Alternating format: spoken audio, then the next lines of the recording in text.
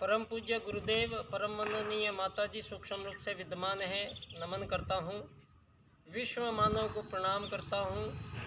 और आदि शक्ति माँ गायत्री जो प्राणों की देवी है, प्राण रूप से है और धरती पर 84 लाख प्रकार के जीव जंतु वृक्ष वनस्पति संपूर्ण जीवनों में, संपूर्ण प्रकार के शरीरों में वो एक ही आदि सत्ता आदि शक्ति माँ गायत्री हैं, जिनके प्राण के कारण संपूर्ण प्राणियों का जीवन धरती पर हुआ है।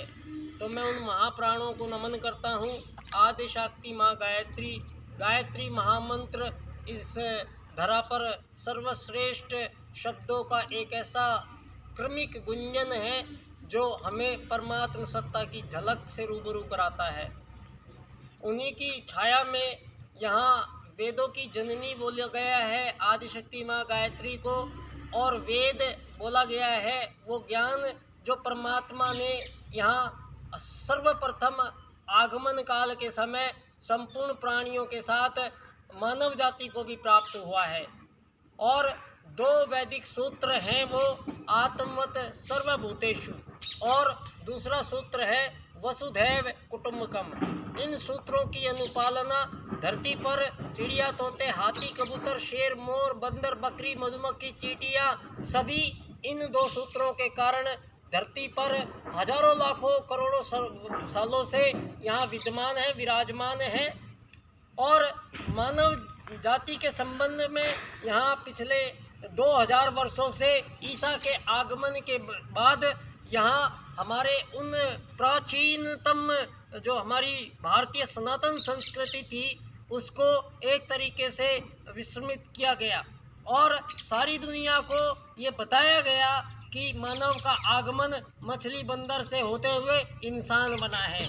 जबकि ना तो कोई क्रिश्चियन देश और ना ही कोई मुस्लिम देश इन बातों को अपने बच्चों को पढ़ाता है, न मानता है। और हमें भारत में विशेषकर इस बात का प्रचार प्रसार शिक्षा के माध्यम से किया गया कि मानव का आगमन मछली बंदर से होते हुए इंसान बने हैं। तो मानवों को एक जानवर के समतुल्य ही समझा गया और उसके लिए जो निर्धारित लक्ष्य किए गए हैं इस समय, रोटी, कपड़ा, मकान, ये 3 चीज़ों की प्राप्ति के लिए यहाँ हजारों सालों का संघर्ष मानवों के साथ आपको दिखाई देता होगा।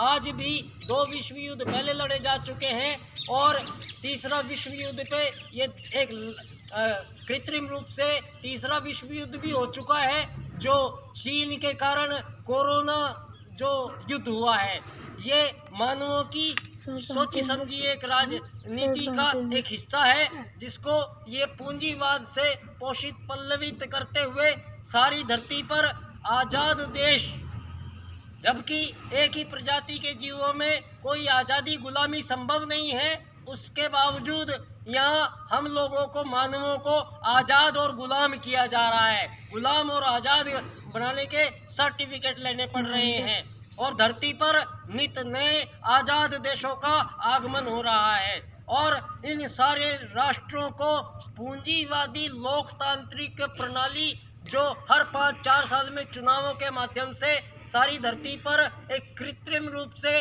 राजनीति का निर्माण ऐसा करती है जो आप लोगों को अव्यवस्थित करता है।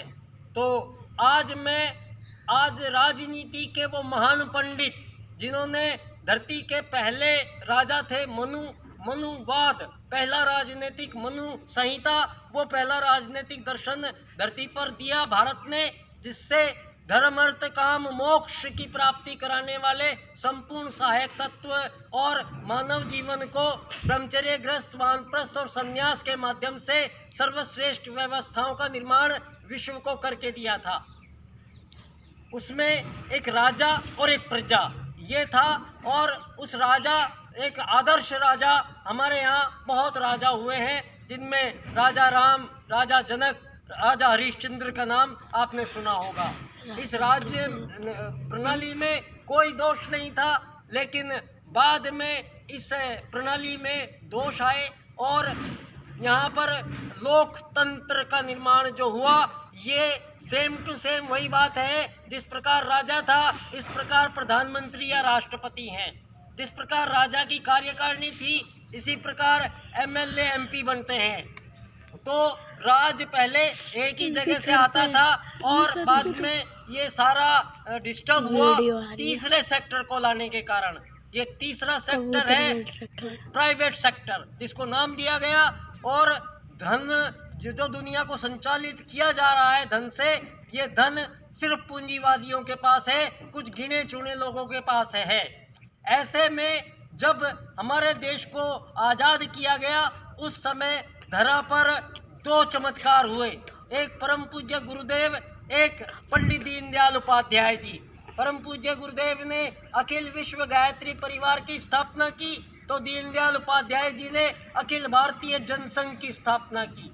और जनसंघ के माध्यम से पंडित दीनदयाल उपाध्याय जी ने इस सारे विश्व राजनीति के पुनर्निर्धारण का जो महत्वपूर्ण कार्य युग परिवर्तन काल में होना है, उसका युग परिवर्तन करने के लिए पंडित दीनदयाल उपाध्याय जी ने 4 राजनीतिक सूत्र विश्व मानव को प्रस्तुत किए हैं, जिनमें प्रथम सूत्र है एकात्म मानववाद, दूसरा सूत्र है अर्थायाम, तीसरा सूत्र है आर्थिक लोकतंत्र और चौथा सूत्र है अंत्योदय। इन 4 सूत्रों को विश्व मानव को जब वो बता ही रहे थे, तो उनकी हत्या कर दी जाती है। और 11 फरवरी को ये दिन आ रहा है, उनकी हत्या 11 फरवरी को की गई थी, जिसके बारे में आज तक पता नहीं लगा कि वो हत्या किसने और क्यों करवाई गई थी। लेकिन एक दिया जो सारे संसार को राजनीति का प्रकाश दे रहा था, वो दिया